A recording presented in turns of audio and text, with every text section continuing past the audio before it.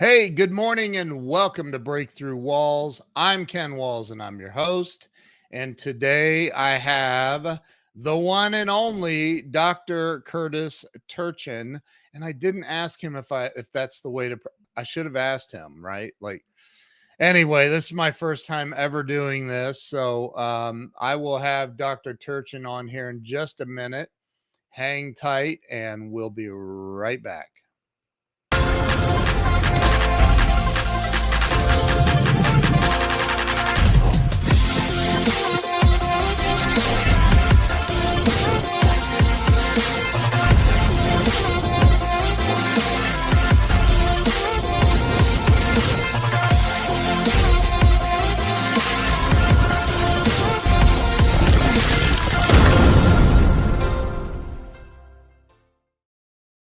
All right, let me bring Curtis on. Dr. Turchin, welcome to the show.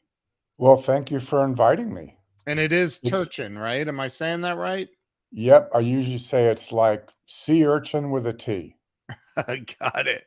Got it. Well, it's great to have you on here. I already received messages from one of your patients that was shocked that you're on here. So that's awesome. So look, I started this show a little more than 5 years ago, and it was really to help people have a breakthrough in life, to get unstuck, if you would. And I love to hear how other people have gotten through the stuff in life, because we all get a turn. So why don't you start with where you were born and raised? Well, I was born and raised in the Los Angeles area, the West Side, and I'd have to say that it wasn't the easiest life in the beginning. Yeah. My parents loved me, but I had a father who was an alcoholic and a mother who was very loving and intelligent. And one thing about life, and I know that you're a real believer in how you can achieve success. And I think that success boils down to some people think it's luck. My sister says you make your luck. And I think what that means to me is every life is composed of hundreds of thousands or millions of choices. And what happens is what choice you make in life. Right. I mean, Yogi Berra said, when you come to a Y in the road, take it. But there's often two choices or three choices, and what you choose can make all the difference. Yeah. And I decided at that point that I'd be more like my mother than my father. So obviously, I'm not an alcoholic. Right. And one way I proved that to myself was I stopped drinking any alcohol for 25 years. And I know you've dealt with some of those devils yourself. Yep. And it's very important to be able to feel like you're the mastery of your own life. Amen. And unless you have that self-confidence, you're not going to be successful. And one of my aunts, I said, I like smoking cigarettes, but I have to stop that. What do I do? And she said, whenever you have that cigarette in your hand, ask yourself, what's stronger, me or the cigarette? Mm. And I think that's very instructive. So making every day a chance to look at what your choices are and making decisions is very, very important. And I think I a agree. lot of people forget that they're given opportunities all the time. The question is, are you going to take them? Let go back to because I was raised in an alcoholic home as well. I actually became an alcoholic. I have, by the grace of God and a lot of hard work, I have almost 21 years sober now. But go back to when you were a child. I often I think this is just a theory I have, but I think that the things that happen in our lives as children oftentimes will kind of push us in the direction that we go as adults. And when I say that to most guests, that, normally there's a first thought like, oh, yeah, I had an event or a person or a series of events or whatever that kind of pushed me into the trajectory that my life took as an adult. What comes to mind for you with that? Well, that reminds me of what Yoda, he said, when you're alone, the darkness inside is where you're going to find the light. Mm, And when you're growing up, when you're evolving from a young child into an adult, yeah. what happens is unless you can go inside and find the truth, you're not going to ever be successful. And to Mm, me, success, I have to say, I'm financially very well off. This new company that we have, the LZR Ultra Bright, is just growing like wildfire, helping people with light therapy. And a lot of these things are almost inadvertent. They occur, they pop up, but you see something and you look at it and you see the light. And I mm, think that's very important. But how can you find that light? Well, you can't find it unless you have some quiet inside so that you can see, so that you can see these choices. I've always said to my kids, the way to be successful is to have a passion or something at least you like, but you also have to be good at it. And I know you're good at interviewing. well, I've thank you. watched a number of your interviews and you Oh, do a have you? great job. Thank you. No, you do. Thank you. And one thing you do, and you're doing it right now, is you actively listen. Yeah. And how do you know what's right or wrong for you unless you really listen and pay attention to what life offers you, right? Can I get the whole church stood up and said amen to that? Yeah. Yeah, So I can tell you enjoy this. I love it. And so I would say you like it or love it and you're good at it. But one thing the research also says, and this is very interesting, and I think it supports what you're saying, is that even if you don't love it, if you're good at it and you like it and you keep doing it, the longer you do it, the better you get at it and the more successful you are and the more you love it. Yes, I totally agree. So those There's are all very important things. there's a And I very think that famous what actor right there watching us, Brad Leland, good friend of mine. Look, I totally agree with you. What do you think? What was there anyone in your life or any event in your life as a child that you feel like pushed you? I mean, you're a what's a caregiver? Is that what is that an accurate assessment? I mean, you're a healer. You help people heal in life. Something I would imagine pushed you in that direction. well, I think that you have to like or love what you do.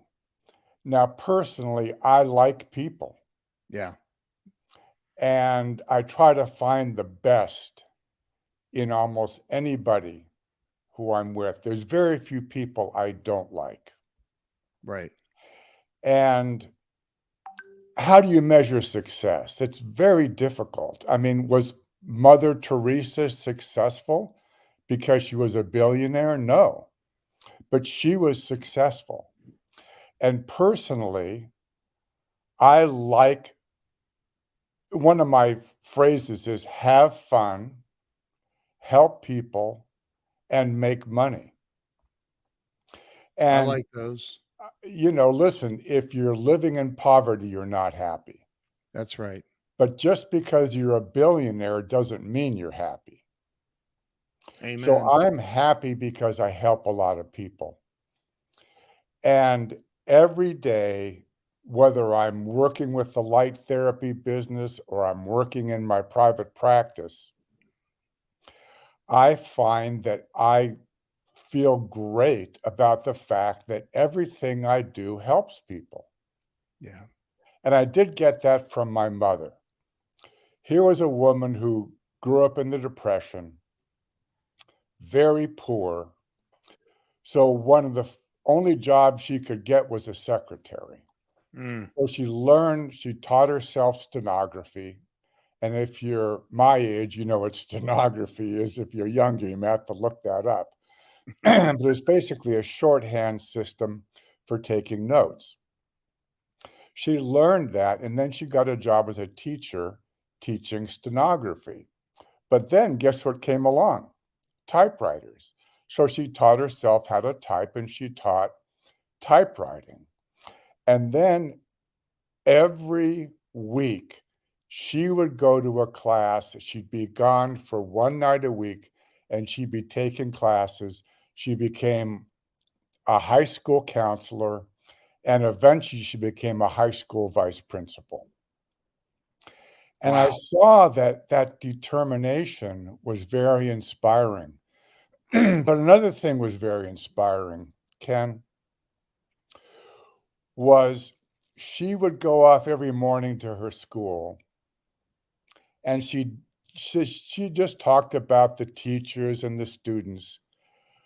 But then one day she brought home the yearbook from her school and 95% of all the teachers and students were African American.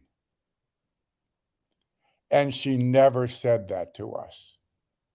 Wow. And when she would invite over the first time teachers, everybody was Black except her. Wow. And she never said anything about that. But Wow. that taught me something, Sure. which is take care of everybody, be kind to everybody, and don't look at anything superficial when it comes to that person. Amen. Because everybody has a struggle, everybody has a problem, right? Yep. Everyone. We all go through it. So talk about, so you went and what part of California are you in? Well, right now I'm in the Sonoma wine country. My wife loves that part of the country. I'm not an alcoholic, but I must admit, when you live in an area that has great wine, there's great food. And boy, do I love food. So it's a great place to live. So so you grew up, you went to high school, you graduate high school out there. Where did things go for you as a young adult? Did you immediately go into chiropractic, or what where did things go for you once you got out of high school? And No, there's Carol Ann Wagner right there. thank you, Carol. I appreciate that. She's awesome. Yeah, Carol's wonderful. She drives up from LA all the way to the North Bay. She drives all day to see me. And I have to say that's quite an honor Wow. when someone cares about you that much and cares about, you know, being helped. It's But, amazing. in terms of success, I don't I don't know why this happened, but I had an uncle who was a world famous podiatrist. And when he would come to visit, I was impressed by how successful he was. And so he became, for many years, I had two uncles that were my favorite uncles. And even though I loved my father and he loved me, the fact that he was an alcoholic, that presented problems. But these two uncles were very successful. And so with my uncle Charlie, who was the podiatrist, we became close. And so he would actually, when he'd come to visit, I would fly with him Mm, out for him to teach seminars to, hundreds or thousands of podiatrists. wow. And so he was a very inspirational figure. And I remember going to his office as a very young boy, and there would be 10 other podiatrists watching him work. And he would always put the patient's feet in a hot whirlpool. Then an assistant would come in and massage the patient's feet. And then he would come in, he'd work on their feet, and then he'd kiss their feet before he left. Wow. And one of the podiatrists who was watching him leaned over to me and said in my ear, "I love your uncle and I'm going to do everything he does, but I can't kiss feet." But see, I got that from my uncle. He loved people. Yeah. He loved them enough to kiss their feet. Wow. And I think most of the people who are successful in life, they do love people Yep. Amen. because you have to want to help people. Totally And agree. I know that you're a fan of Steve Jobs. I And am. I was living in Silicon Valley for many years before I came up here to the wine country. And I remember I was in a health food store and I saw Steve Jobs. And Wow. he was standing in a corner. His wife was shopping. And he was staring at everybody. He was watching them. And I could tell, even though, he has this reputation of being kind of hard to get along with, and that was true, Right. but he tried to understand what made people want to buy something. And I worked with a number of Apple employees, and they said they would take these ideas to Steve Jobs, and he would say, "That's a shitty idea. Come back again with something better." They'd Right. come back. He goes, "That's it." And then finally, after a year of being almost demoted or thinking they're going to be kicked out of Apple, they showed something to him and he said, "That's it." Yep. Because he wanted something that was easy for people to use. Yep. He cared about their experience in his own way. And you hear about people like Warren Buffett and Charlie Munger. Yeah. They really feel like they're stewards of their investors' capital.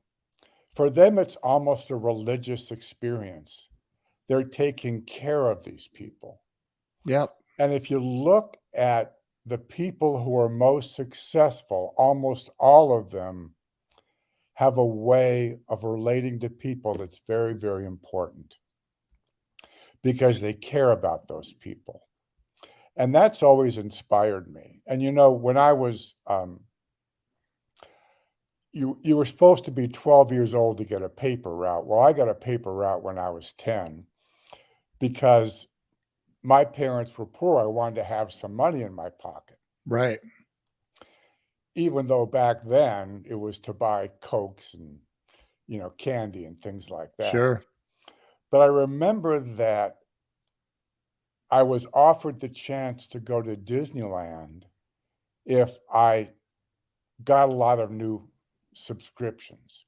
So I'd knock on someone's door and I would say, "I would like you to take a subscription to the Evening Star News." I didn't do very well. Right. But then I knocked on someone's door and I thought, maybe this is about them trying to help me. And I said, I've never been to Disneyland. I'd really love to go to Disneyland. And if you buy a subscription only for 1 month, I'll be able to go to Disneyland. And you know what happened? I started selling subscriptions. Yep. And that taught me that it was about that human connection Yep. that makes a difference.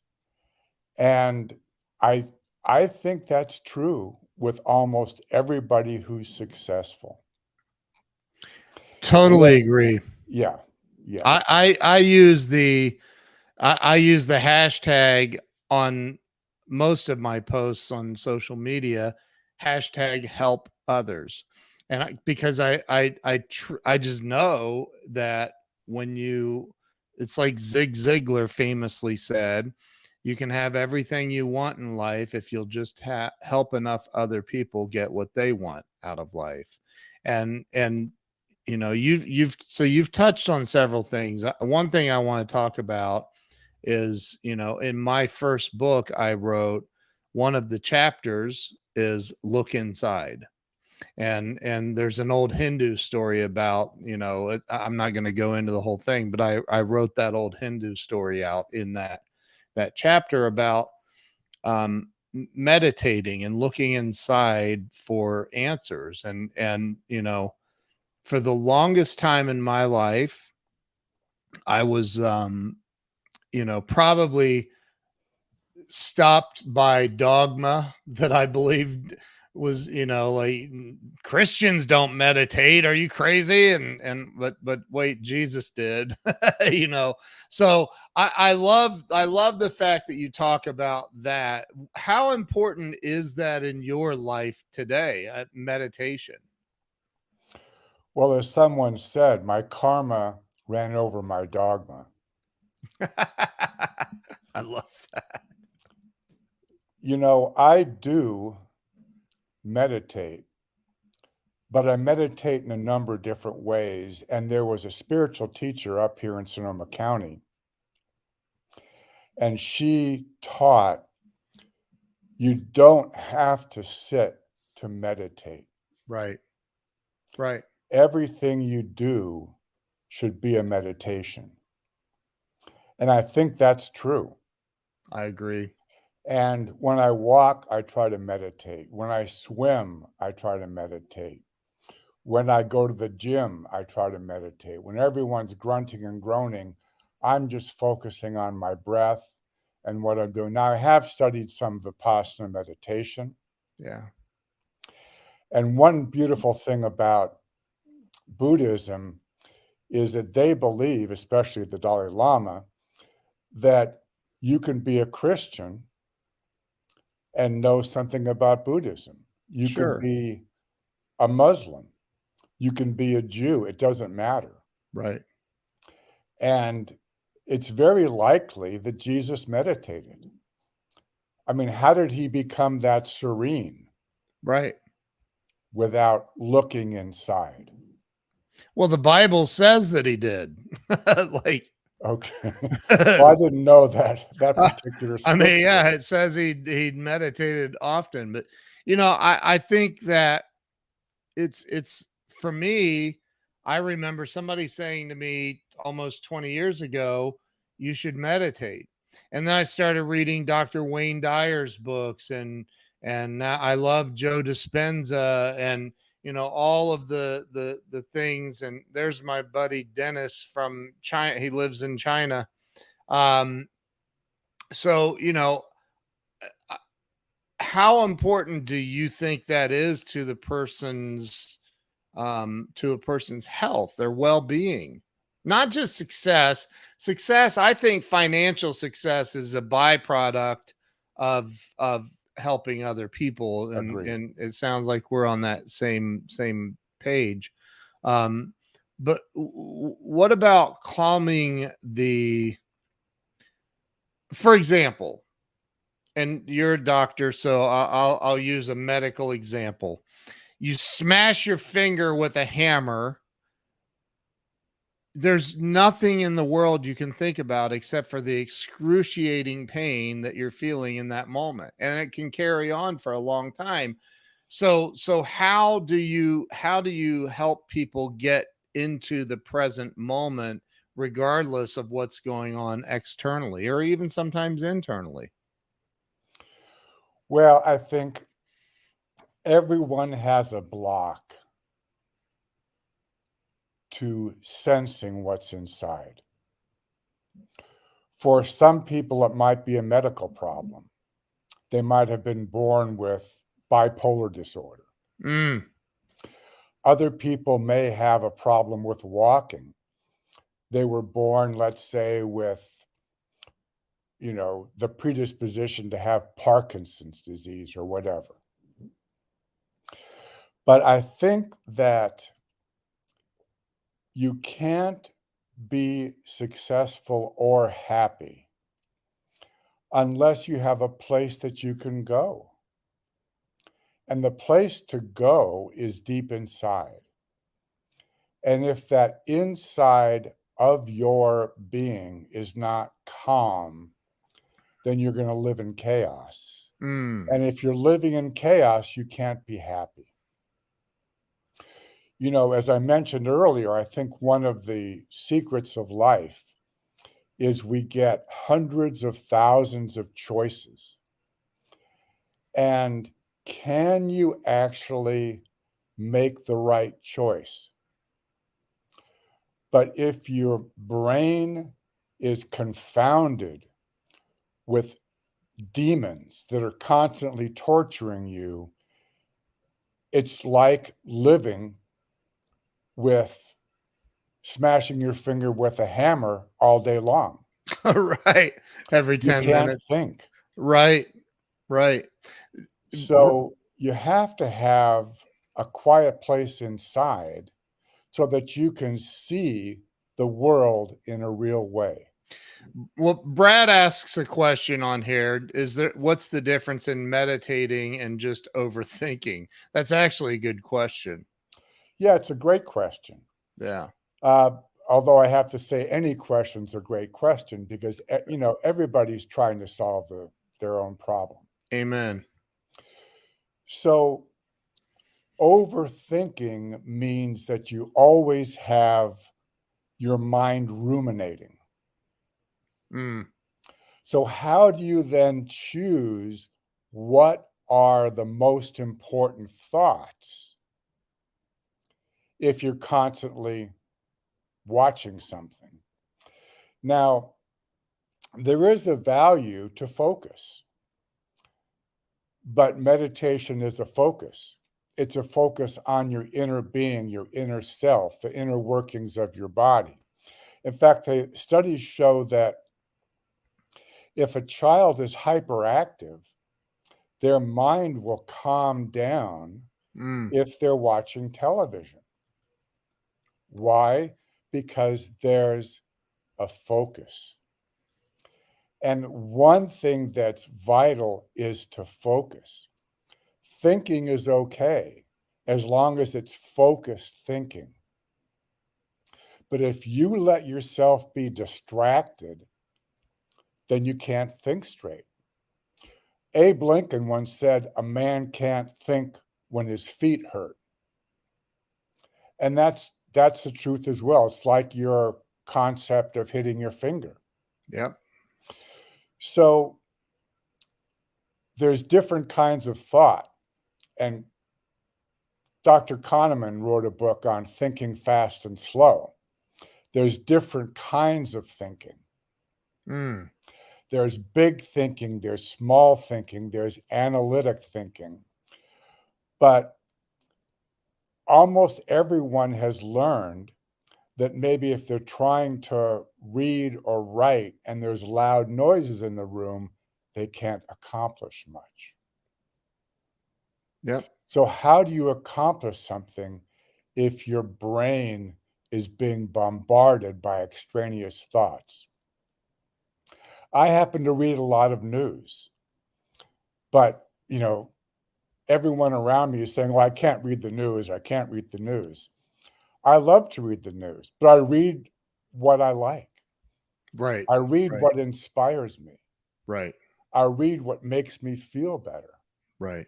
And if you feel better and you have a focus, see, I have a focus on reading good news, things that inspire me and make me feel better. I read news probably a couple hours every day. And when I was a teenager, I read Zig Ziglar. And I know you mentioned him. Yeah. You do have to read, you do have to learn. And everything around us is a great teacher. The question is, can you learn from those things? I think it was Vince Lombardi who said, there's no problem with falling down. It's who gets up that's Yep. important. Yep. It's So, true. can you take your ordinary life, your spiritual religious life, and learn from that? And I think that requires some type of internal quiet. I'll be 55 in about a month or so, month and a half. And let me know if you need my address for any birthday gifts you want to send me. I'm kidding. I'm kidding.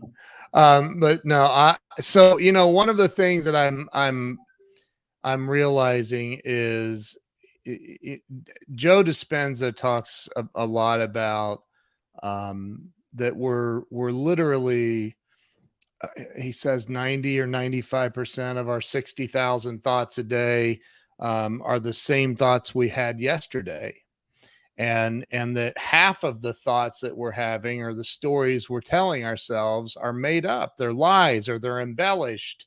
And I know it's true, for me at least it's true.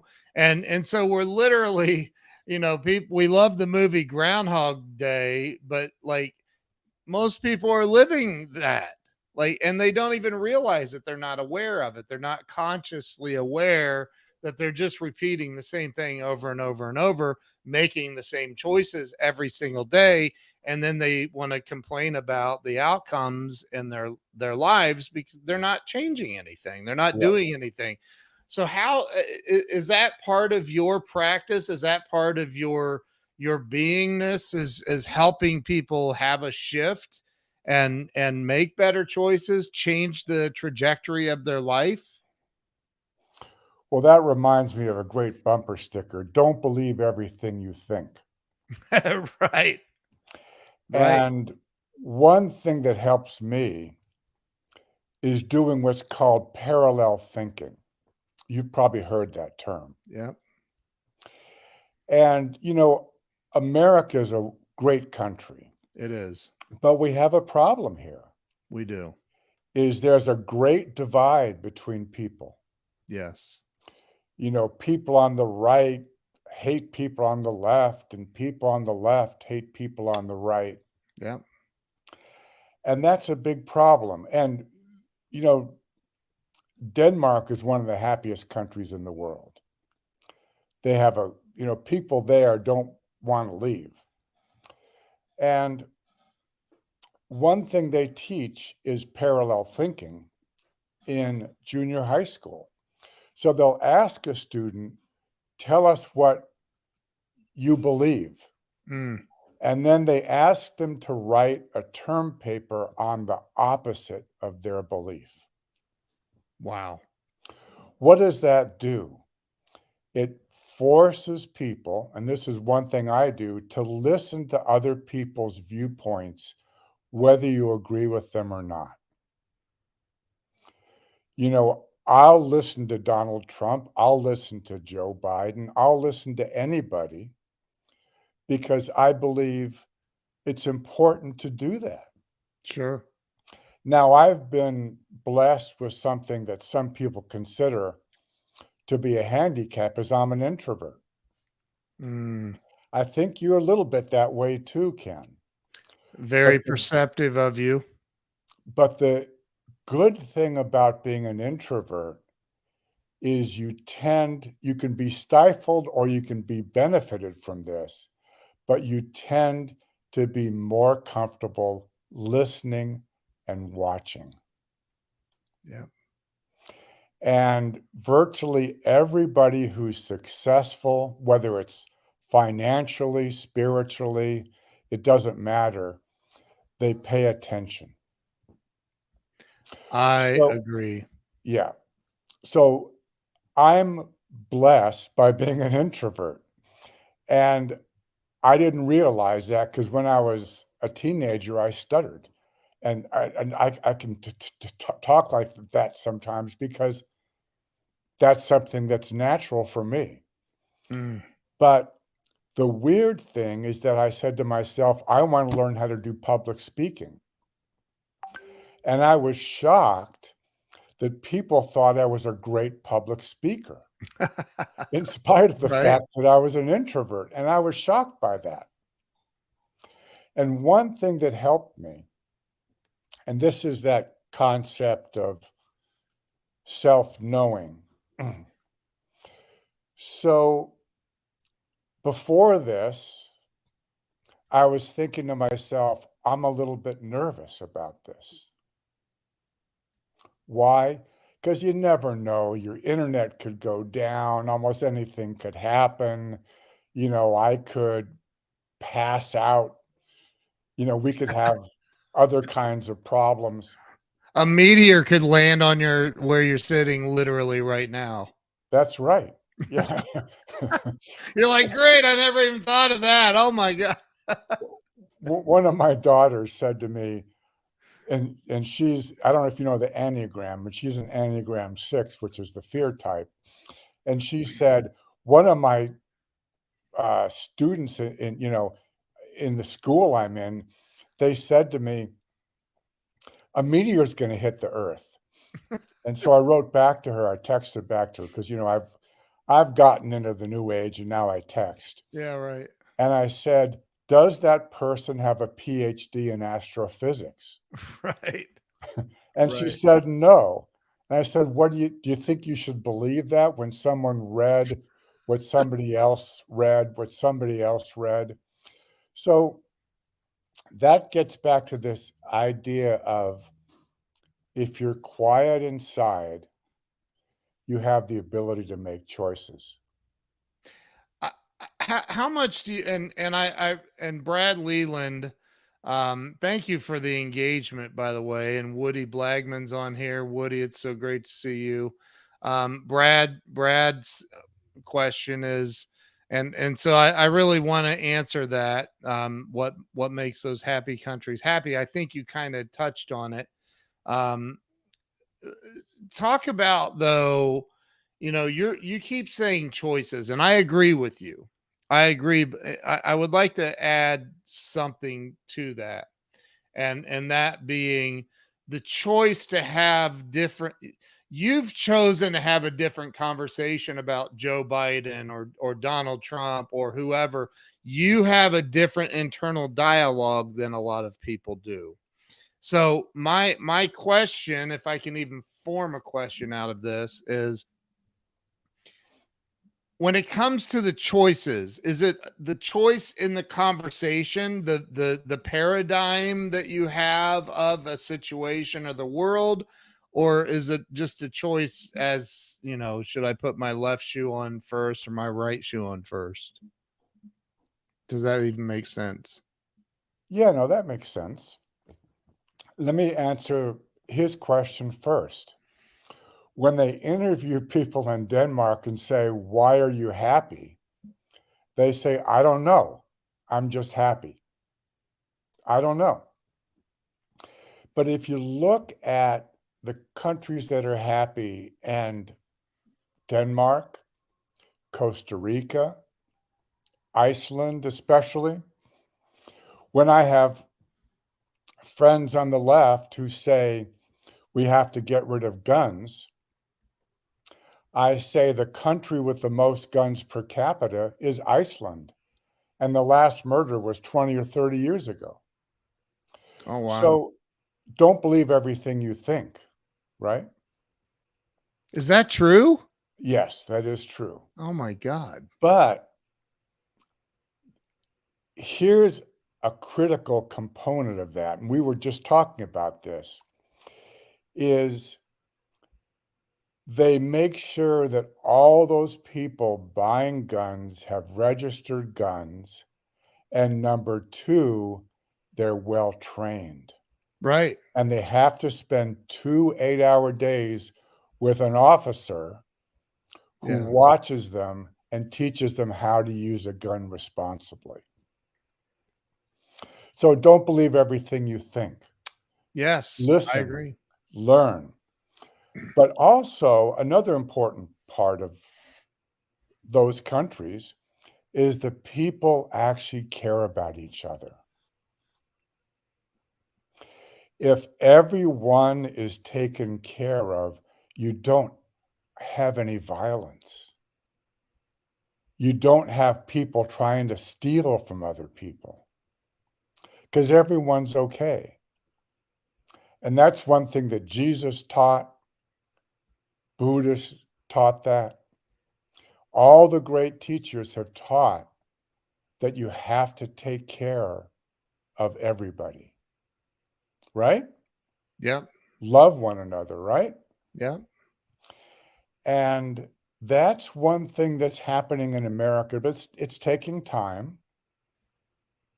And we're having to learn that we're happier when everybody's happy. Brad says, and I have no idea because I've never been to those other countries. Says that the people who live in those countries are all the same race. That's Um, not true. You look at okay. Costa Rica, where people are very happy. There's lots of Europeans, there's lots of Americans, there's Costa Ricans, there's Venezuelans. Yeah. That's not necessarily true. Sweden has a lot of immigrants, and those people tend to be very happy. I think that the biggest problem we have in America, at least, I agree with you that we need to help one another. But Jesus also said to his disciples, he said, "Listen, as you go out and you teach people the better way to live, you'll come to villages where they won't listen to you and try, but eventually you're going to have to leave that village and shake the dust from your feet as you leave, meaning let it go.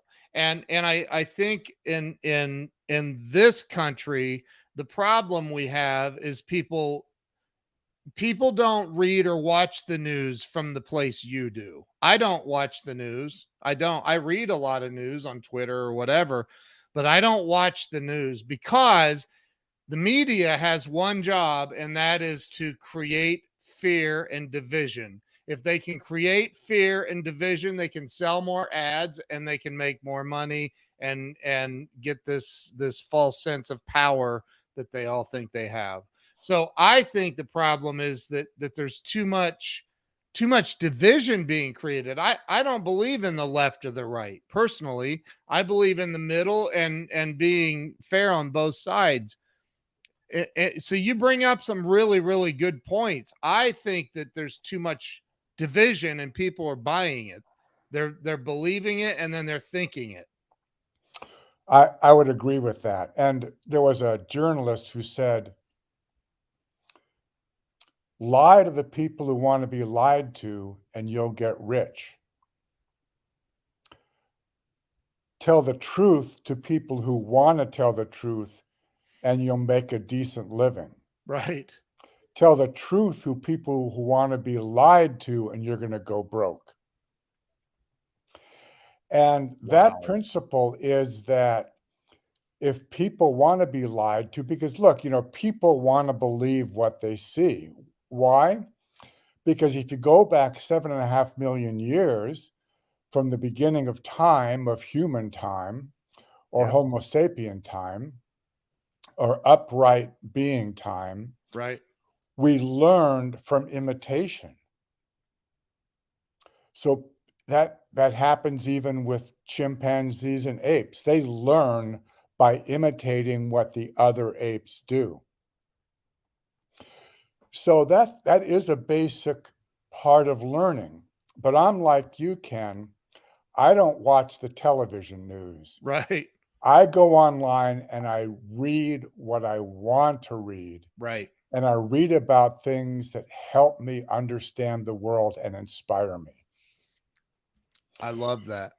So I think the big picture is that, going back to your question about meditation, if you're quiet inside, you can then look at some things and say, that doesn't make sense to me, because I'm going to look at both sides.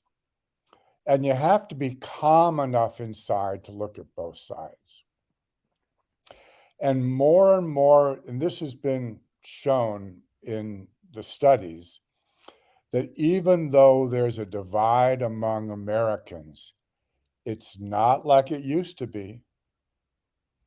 You don't see people being hung because of you know, because of the color of their skin. Right. You see women in the workplace. So the problem is that life proceeds extremely slowly and it ebbs and flows. Yeah. It's a zigzag, and that's how life has always changed. And if you look at studies of human evolution, you see different kinds of people throughout the last 7.5 million years who've died out. And what I think is going to happen is the people who are hating are going to die out Yeah. because every day they're killing themselves. Have And you ever watched the movie What the Bleep Do We Know? no, I haven't seen that one. Oh, it's so good. You would dig this movie. It's Joe Dispenza's in it and a lot of other brilliant people. It's a documentary style film. It's so good. Um, but it's literally about there's this you've heard of the what's his name? Is it Dr. Ishimoto and the water Oh, yeah. project? Yeah. Where they take the dirty water from a lake to these Buddhist monks and have them meditate and pray over it for a day, and the next day they put it under a microscope and it's crystal clear because they sat and sent it love and all this, Mhm. and then they take water and they're screaming hate at it and all of this stuff. Not the Buddhists, they don't do that. but another hateful group of people probably, and it turns dirty and yucky and nasty, and I think that people don't. I talk about this a lot. I'll see my children, my two daughters, they'll say something and I'm like, stop watching that, stop listening to that, stop speaking that into existence, because change your thinking, change your talk, you'll change your life and the world as a result. Do you agree with that? Oh, absolutely. You know, I know you believe this is true, but there's no question that it's important what you tell yourself. Yes. What is your self talk? What do you teach yourself every day? And if you teach yourself that you can become successful, that you can have lots of friends, Yeah. that you can help people and you can influence them, you probably will. Let's see, what's that Sam Snead said? American life is like, How to put the yeah, world. they were never taught to put the world on pause. Yeah. And only when your mind and your body is quiet can you make a rational decision. Yeah. Totally agree. So you and me were both blessed with a problem that we turned into a strength, which was being an introvert. Yeah. But the problem with a lot of introverts is because they haven't worked on themselves like you have and I have, they always have these fears coming up. So if water reacts with love and hate, now consider your body 70%. Yeah, yeah. So the more you care about people, the more you help people, the more you have love in your life. I've been married for 45 years. Wow. We love each other. Love changes, as you know. If you're Yeah. married for a long time, love changes. Yeah. But having good friends, having love in your life. I love my daughters are 36 and 37. I love them, they love me. When you have that in your life, you're happy. Yeah. If you're happy, you radiate that. Why do you think people started following Jesus?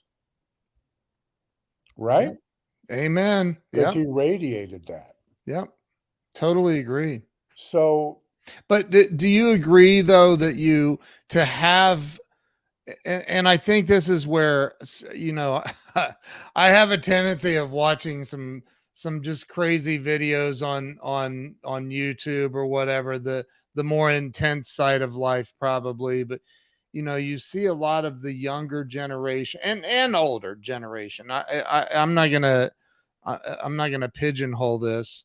Um, that complain about not being able to find the right man or not being able to find the right woman, and they keep having these terrible relationships. And I'm thinking, if you want something more out of life, then I think it's important that you first give what you want out of life, like love, for example.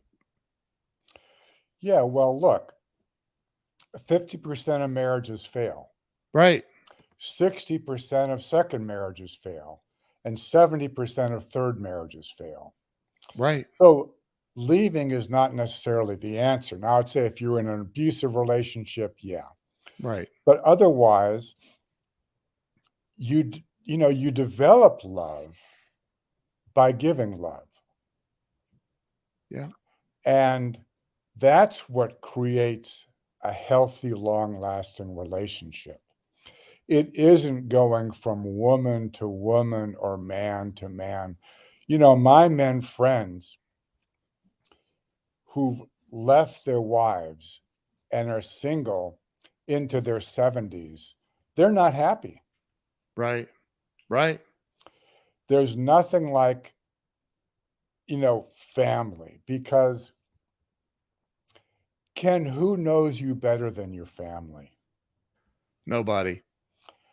And when those people know you and love you, and if you think about your childhood, any love you had when you were a child will give you the strength to become a better adult.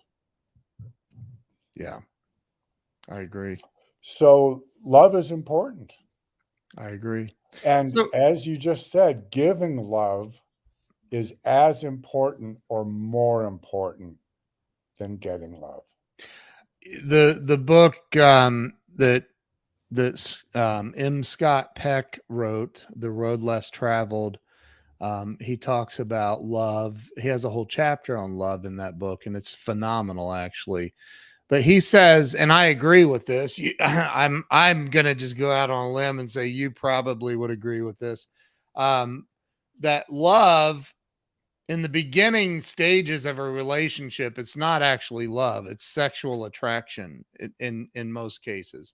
Um, and then love becomes a choice. It becomes we have to make a conscious choice to love that other person with all their flaws and everything, right? And that's what you're saying is we need more love in the world to be able to see other people through the eyes of, hey, they have flaws, they make mistakes, they do right, they do wrong, but it's okay to love them anyway.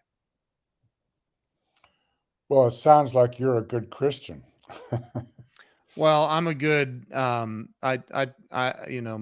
attempt in life is just to be a good person, Yeah. right? Yeah. Well, I had a friend who's now passed away, and we'd go out and have lunch, and he was what I'd call a good Christian. And he'd go to Bible study every week, but he would say to me, "Why is it so many people in my church hate other people?"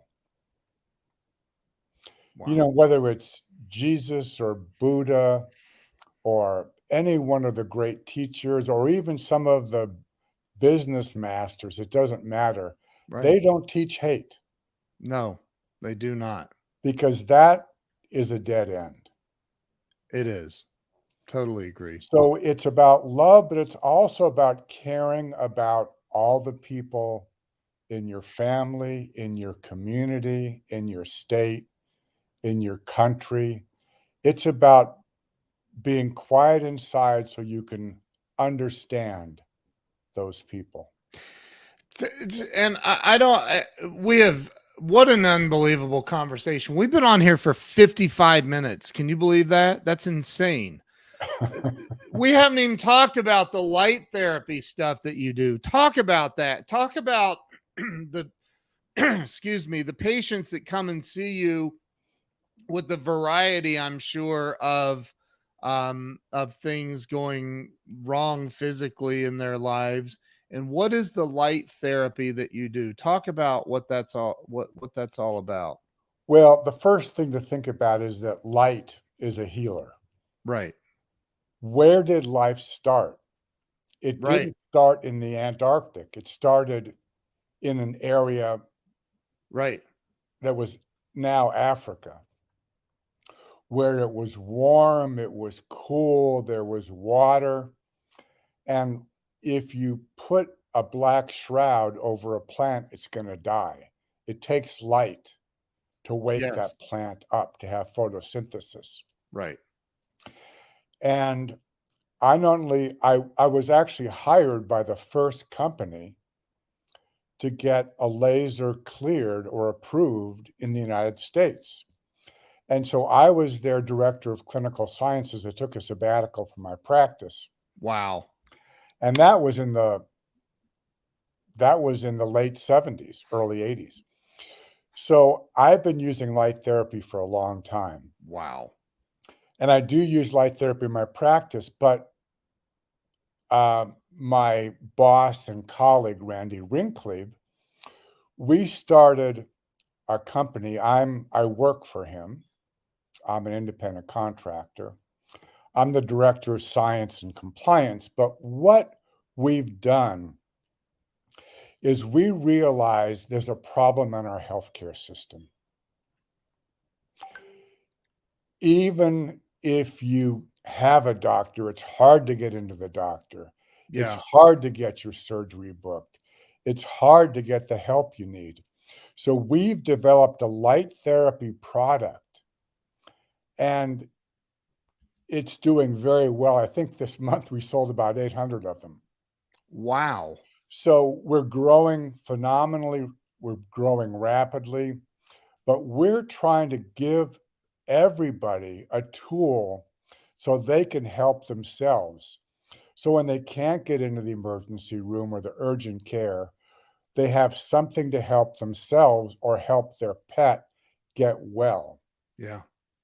Because the research shows the light and laser therapy can help virtually every ailment. Really? It heals virtually every tissue.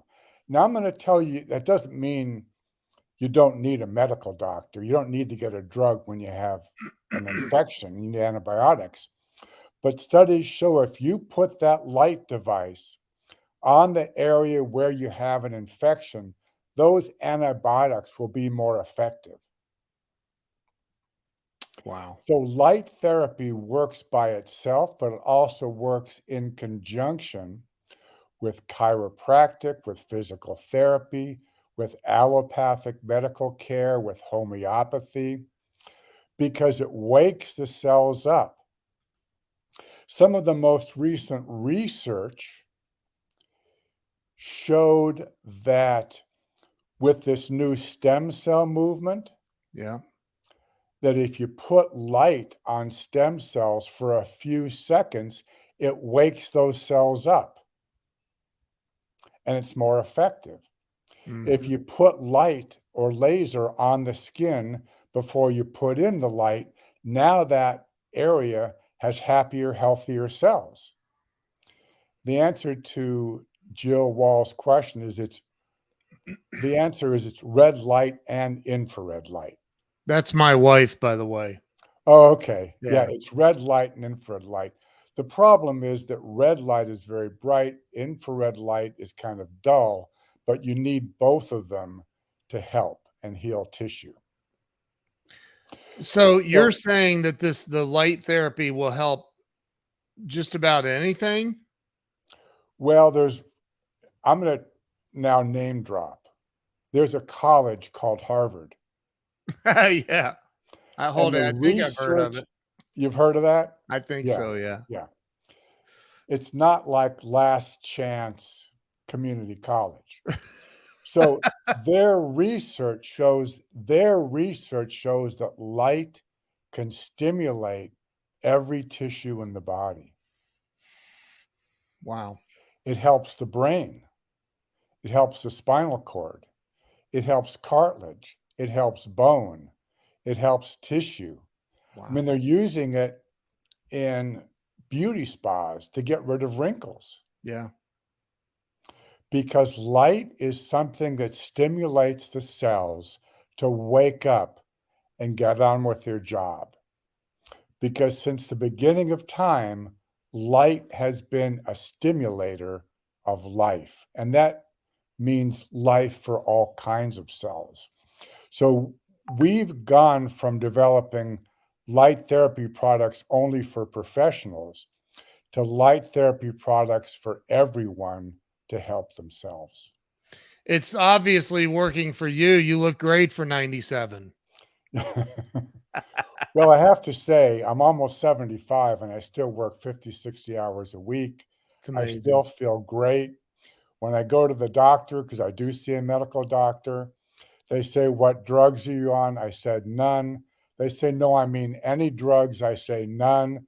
They go, Right. "Wow," because the average person, 65 or older, is on 6 to 8 medications. Unbelievable. There's more news you don't need to be listening to. Yeah. So that I see some of these because during a sporting event, if you're watching any sporting events, they are just pummeled with these ads from drug companies, and it's like, have you listened to the side effects? Like some like some of the side effects they say, including death. I'm like, why would you take something that could microwave the process of dying? I don't get that. But Well, there's a well-respected physician who's a professor at University of Arizona School of Medicine, and what she says is drugs don't have side effects. They are the effects of the drug. So right. instead of saying this drug is for psoriasis, but it can cause all these kind of problems, they should say the drug can help psoriasis, but it can also damage your heart or your lungs or your liver. And those are the effects of those drugs. Yeah. And when I see patients who are having problems, one of the things I do, because I'll look on my iPad or my computer, and I'll say, "What drugs are you on?" And I'll say, "Have you asked your doctor about the possibility that this drug could be causing your problem?" And they'll go back to the doctor and they say, "Well, yeah, it's possible. Let's change your drug." They change the drug, and guess what happens, Ken? They get The better. problem goes away Yeah. because there aren't any side effects to drugs. The side effects are the effects along with the benefits. Wow. That's incredible. Yeah, it really woke me up when I heard her say that Yeah. because it Wow. made me realize, hey, everything has both sides. It has a good and bad side, and you don't want to hide the bad side. Right. Yeah, Samuel says, "Thank God I grew up in the '80s and got hammered not to use drugs." Yeah. Right. I grew up in the '80s too. So if somebody wanted to, and I've got your website, drlight.org, scrolling across the bottom. If someone would type that in with the www for me, so it's clickable from the comments. If you don't put the www, it's not clickable from the comments. But if somebody wanted to, what are these devices? You said you've sold how many? 800 of them or something? That's just this month. Oh my gosh. Okay, so is that where they get it? Is that drlight.org? Well, so an important thing about healthcare is let's use a medical doctor as an example.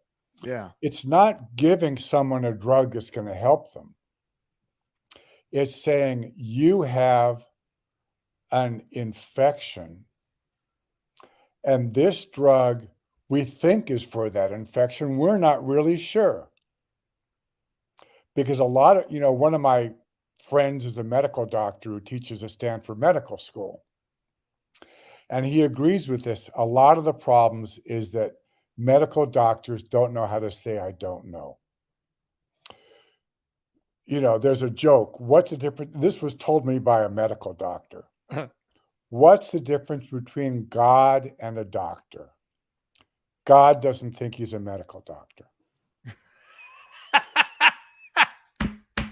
So Oh, that's awesome.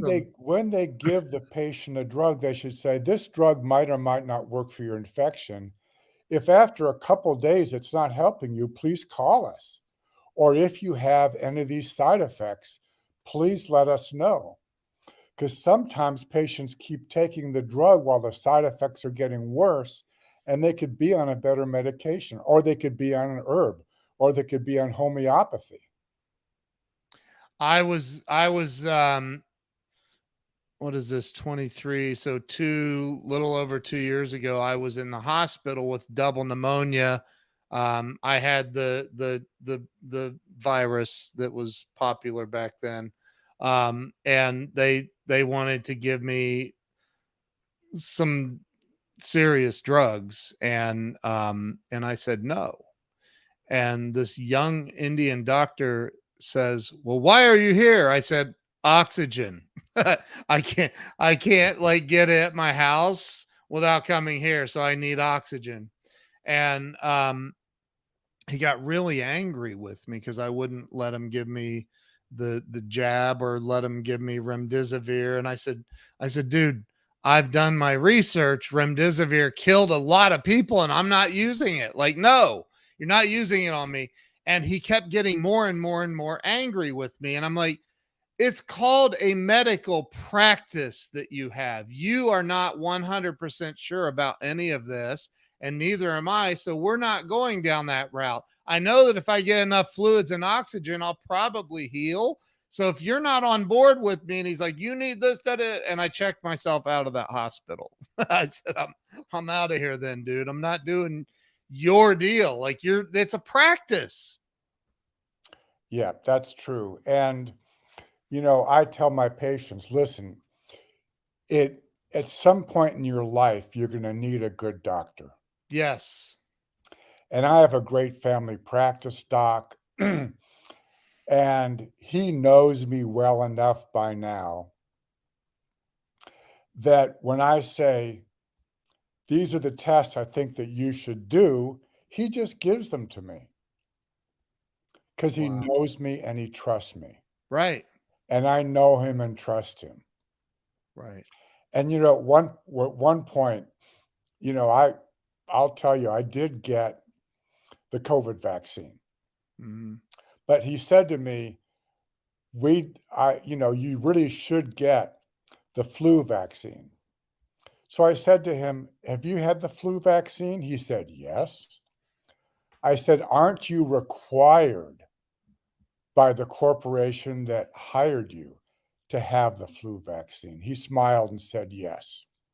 I said, listen, doc, when I know that the COVID vaccine is 80 to 90% effective and the flu vaccine is 46%, and I can't think of the last time I had the flu, do you think I really needed to have the flu vaccine?